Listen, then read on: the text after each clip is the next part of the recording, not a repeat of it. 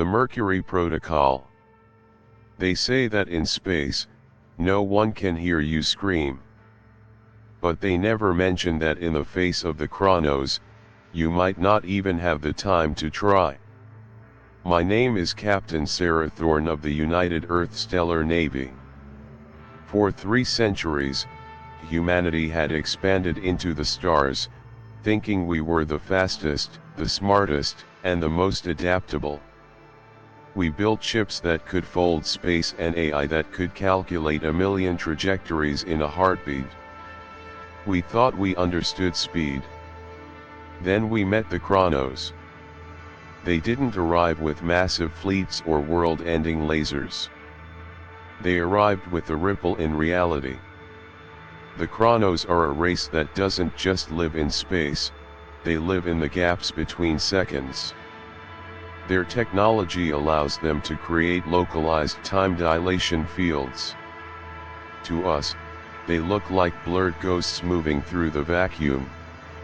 To them, we are nothing more than frozen statues, stuck in a world that is moving too slow to matter. In the first 6 months of the war, we lost 3 colonies and half our Jovian fleet. Not because we were outgunned, but because our missiles would freeze mid-air, and our shields would be bypassed before the sensors even registered a threat. We were fighting a race that could see the future because they were already living in the next minute. But I had a theory. The Chronos are machines of pure logic. Their time dilation isn't magic, it's a calculation. They predict our movements based on the physics of our ships and the cold, hard data of our AI. They win because we are predictable. But there is one thing in the universe that is fundamentally unpredictable: the human gut feeling. The Mercury Protocol was born from that desperation. It was a suicide mission designed to prove that the human nervous system is the only thing in the galaxy that can move faster than a clock. The UEV Deliverance was never meant for a fair fight. It was a stripped-down scout ship, little more than a massive engine and a cockpit surrounded by reinforced titanium. We had removed the automated targeting systems. We had disconnected the navigation AI. Everything on this ship was manual. "Captain," my tactical officer, Miller, said as we drifted near the Mercury Sun Lagrange point. "The Chronos signatures are spiking. They know we're here. They're probably already calculating our funeral." I gripped the manual flight sticks. My hands were sweating inside my flight gloves. In front of me, the void of space began to shimmer, a visual distortion that looked like heat rising off a desert road. That was the field.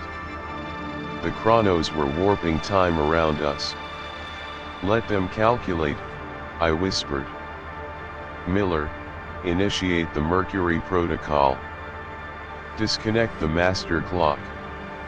The lights on the bridge flickered and died, replaced by the dim, red glow of emergency chemical lights.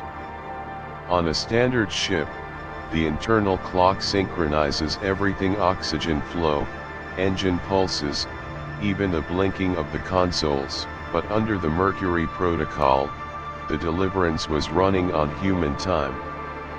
The distortion grew.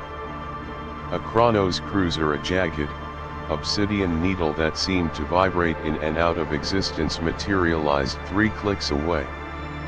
On any other ship, the AI would have panicked. It would have tried to calculate the enemy's position, failed due to the time warp, and been destroyed. But I wasn't looking at a screen.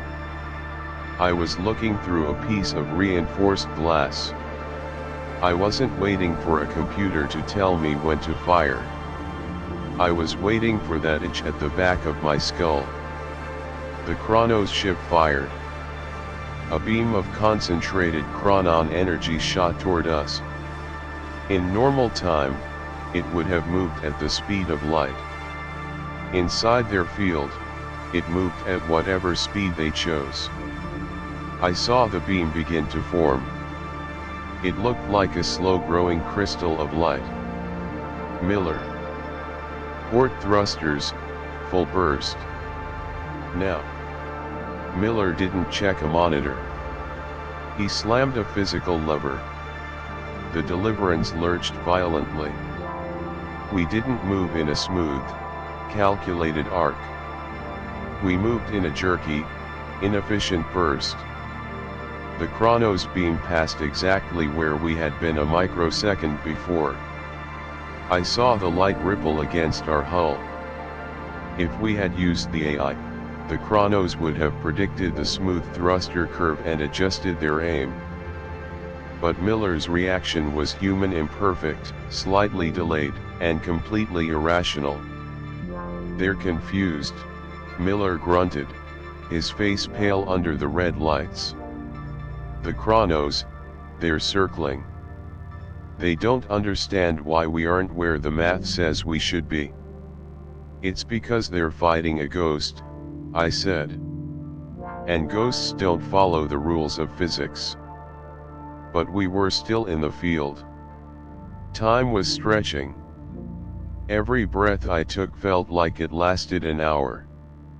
My heartbeats were separated by vast gulfs of silence. This was the danger of the Mercury Protocol. To beat them, we had to enter their world, but the human mind isn't built to live in the gaps between seconds. I began to see echoes of the Deliverance, ghostly images of where our ship might be in 5 seconds, or where it had been 5 seconds ago. The Chronos were trying to force us back into their timeline. They were trying to anchor us. "Captain, the heat is rising," Miller whispered. His voice sounded like it was coming from the bottom of an ocean, stretched and deep. "The engine, it's out of sync with reality." He was right. By disconnecting the ship's clock, the nuclear reactor was beginning to pulse at an irregular rate. We were literally shaking the ship apart. But we had to get closer. The Mercury Protocol wasn't just about survival, it was about the strike. The Chronos cruiser realized we were a threat. It began to pulse a rhythmic distortion that was designed to slow our heart rates until they stopped. To a machine, it's just a frequency. To a human, it's the ultimate terror. My vision began to blur. The red lights of the bridge seemed to stretch into long ribbons of color. I felt my hands slipping from the flight stick. "Stay awake, Thorne," I told myself. "The God. Trust the God." I reached into my flight suit and pulled out a manual injector. It wasn't medicine. It was a pure, synthetic adrenaline cocktail. I jammed it into my thigh. The world exploded.